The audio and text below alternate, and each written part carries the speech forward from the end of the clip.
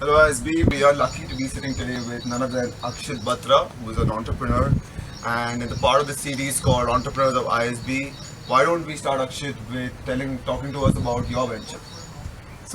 We're in the education space and we started 3 years ago where we impart life skills and soft skills to students between the ages of 15 to 19.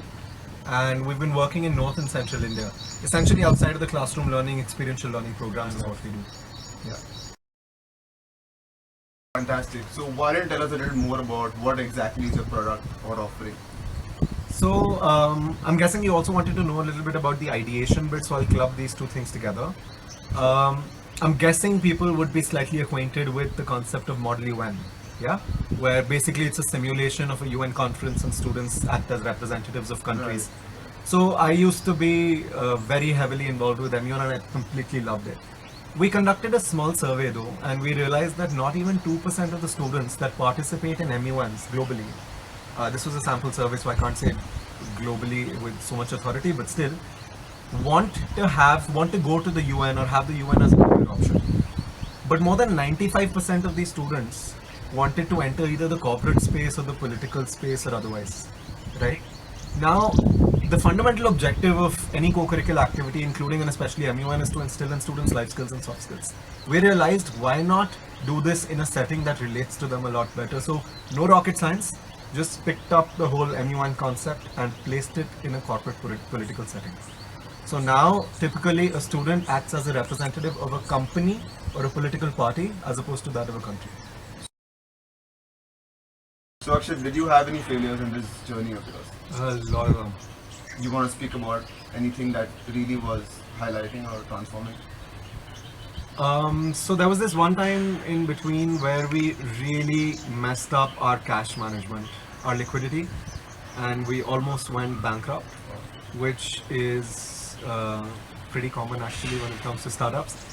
But we did, and how we pulled out of it was because of a lot of support from our team, a lot of gratitude to our team, because everyone on our team did not take salaries for a full 9 months. Wow.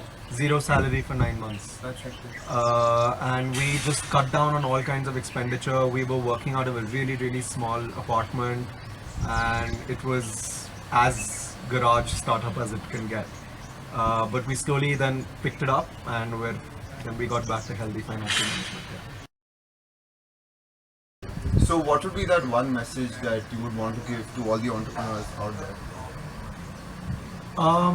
Something that I believe they would already know, but I can't emphasize it enough, which is that there's a lot of gain to be made, and it's extremely glamorous and nice if you make it, but only one in so many make it.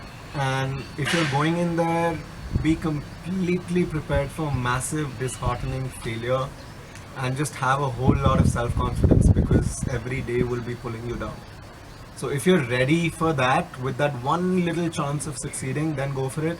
If you're not, and by ready, I don't mean that you're only of the bent of mind. Your financial and otherwise situation should also be in sync with this kind of risk taking. If you can manage it at this point in time, great. There is no lack of glory in not managing it also. At the same time, if you can do it, nothing like it. And Akshit, how does it feel to be on Entrepreneurs of ISB today? I feel like Kapil on Sony, man. He never thought he'd get there. Same here. Shraddha's great initiative. George Clooney's interviewing me. Great photographer here. So I love it. Thanks very much. I feel privileged. Thank you. Alright, so that was Akshit Batra, the ladies' man of ISB, and one of the best entrepreneur stories I've ever heard. Stay tuned for more videos.